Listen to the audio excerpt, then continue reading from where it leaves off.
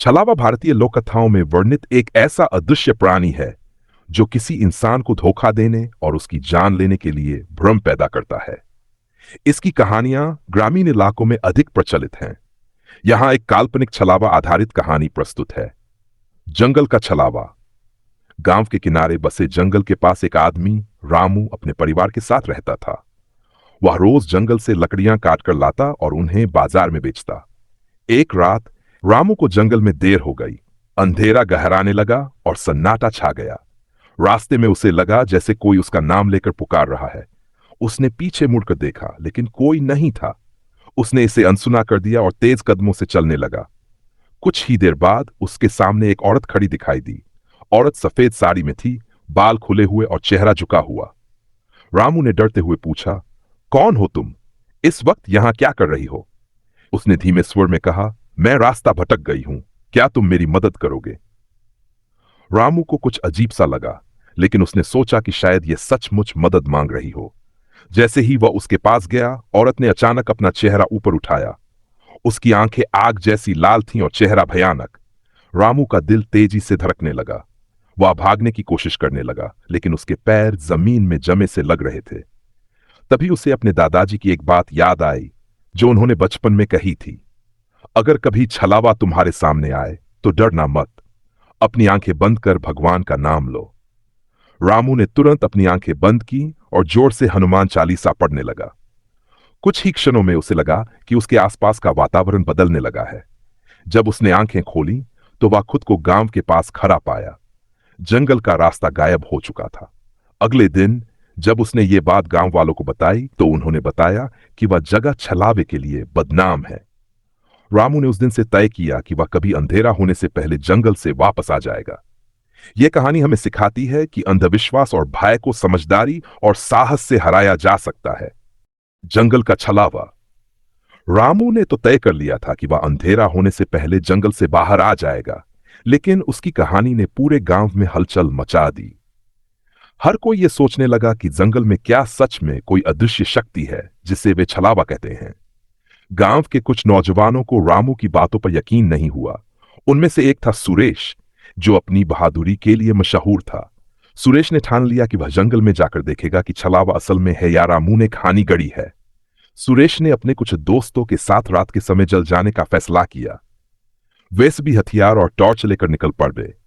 रास्ते में सब एक दूसरे का मजाक उड़ाते हुए कहे थे कि रामू बेवजह गया होगा। जंगल के अंदर पहुंचकर कुछ देर तो सब ठीक था। अचानक हवाएं चलने लगी और पत्तों की सरसराहट से माहौल डरावना हो गया। सुरेश ने दोस्तों को दिलासा दिया, डरने की जरूरत नहीं है, यह बस हवा का असर है। जैसे ही वे जंगल के बीच पहुंचे, एक लड़की की रोने की आवाज सुनाई दी। आवाज इतनी दर्दनाक थी कि सबके रोंगटे खड़े हो गए। सुरेश ने अपने दोस्तों से कहा, चलो देखते हैं। आवाज का पीछा करते हुए उन्होंने देखा कि वही सफेद साड़ी वाली औरत एक पेड़ के नीचे बैठी है। सुरेश ने हिम्मत दिखाते हुए पास जाकर पूछा, तुम कौन हो और यहां क्यों बैठी हो? लड़की ने धीरे धीरे अपना सिर उठाया। उसका चेहरा फिर वही भयानक था, लाल आंखें और काले दांत। सुरेश और उसके दोस्तों ने भागने की कोशिश की, लेकिन उनके रास्ते में अचानक बड़े बड़े पेड़ गिरने लगे। किसी को कुछ समझ नहीं आ रहा था।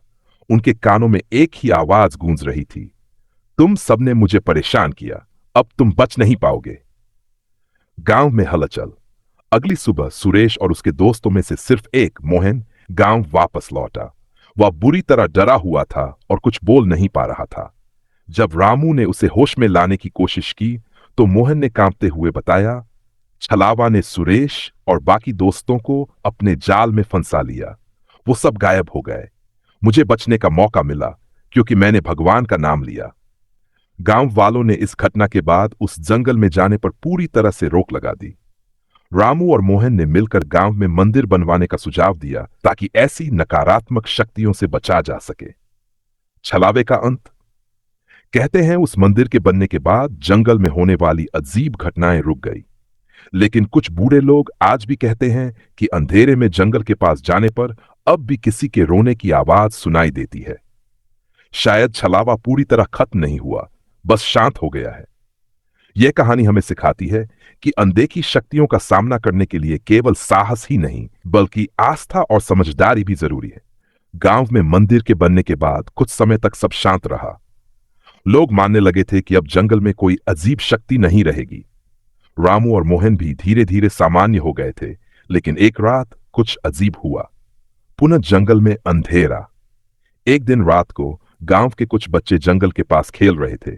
वे डरते हुए भी वहां गए थे, क्योंकि अब जंगल में जाने का कोई खौफ नहीं था। लेकिन जैसे ही उन्होंने पेड़ों के बीच प्रवेश किया, अचानक आसमान में बादल घेर आए और तेज हवाएं चलने लगीं। बच्चों ने सुनी थी कि अगर कोई भूल से जंगल में रात को पहुंच जाता है तो छलावा वापस आ सकता है, पर वे ये सोचकर चले गए थे कि सब कुछ अब ठीक हो चुका है। बच्चों में से एक, पप्पू, अचानक जोर से चीखा। जब बाकी बच्चे घबराए और दौड़े तो देखा पप्पू गायब हो चुका था। वे डर से कांपते हुए वापस गांव पहुंचे और सबको बताया कि पप्पू जंगल में खो गया है। गांव वालों ने तुरंत मदद के लिए अभियान शुरू किया। रामू, मोहन और कुछ और बहादुर लोग जंगल में वापस गए। इस बार उनकी आंखों में भय था, क्योंकि अब वे जानते थे कि जंगल का खौफ और छलावा दोनों ही असल में हैं। जंगल में विचित्र घटनाएं। रामू और उसके साथियों ने जंगल के गहरे हिस्से में पप्पू को ढूंढने की कोशिश की। जैसे ही वे आगे बढ़े, उन्हें फिर वही रोने की आवाज सुनाई दी। यह आवाज इतनी तीव्र और दर्दनाक थी कि मानो कोई जानवर नहीं बल्कि इंसान खुद को परेशानी में महसूस कर रहा हो। वहां पहुंचने पर एक विचित्र दृश्य सामने आया। पप्पू, जो अभी तक गायब था, पेड़ के नीचे खड़ा था, लेकिन उसकी आंखों में कोई चमक नहीं थी। वह किसी बाहरी शक्ति के नियंत्रण में प्रतीत हो रहा था। रामू ने डरते हुए पूछा, पप्पू, तुम ठीक तो हो? पप्पू ने सिर उठाया और हंसते हुए कहा, अब तुम सबका नंबर है। उसकी आवाज बिल्कुल बदल चुकी थी। अचानक एक सर्द हवा चली और उसकी मौजूदगी में एक भयंकर हलचल हो गई। जंगल के बीचों बीच अचानक एक भयंकर रूप में छलावा प्रकट हुआ, जो अब पूरी तरह से पप्पू के रूप में आकर गांव वालों को चुनौती दे रहा था। वह बोला, तुम सबने मुझसे खेला, अब मैं तुम्हें भूलने नहीं दूंगा। रामू का साहस। रामू ने तुरंत अपने दिल में आस्था को जागृत किया और भगवान का नाम लिया। उसने कहा, तुम छलावा हो, पर अब तुम्हारा समय खत्म होगा। रामू ने अपने साथियों को निर्देश दिया कि वे धीरे धीरे उसकी ओर बढ़ें और भगवान का नाम लेकर उसे चुनौती दें।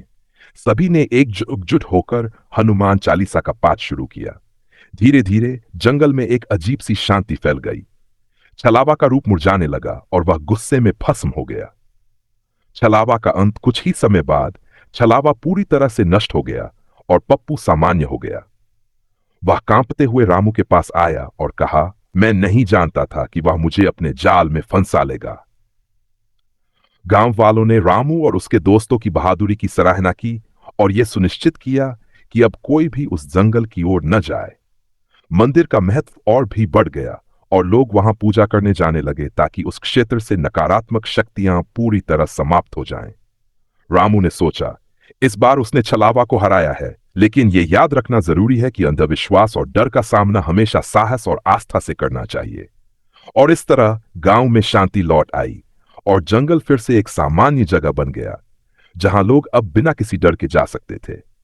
यह कहानी हमें यह भी सिखाती है कि हमारी आस्था, साहस और समझदारी ही हमें सबसे बड़ी बाधाओं को पार करने में मदद करती है।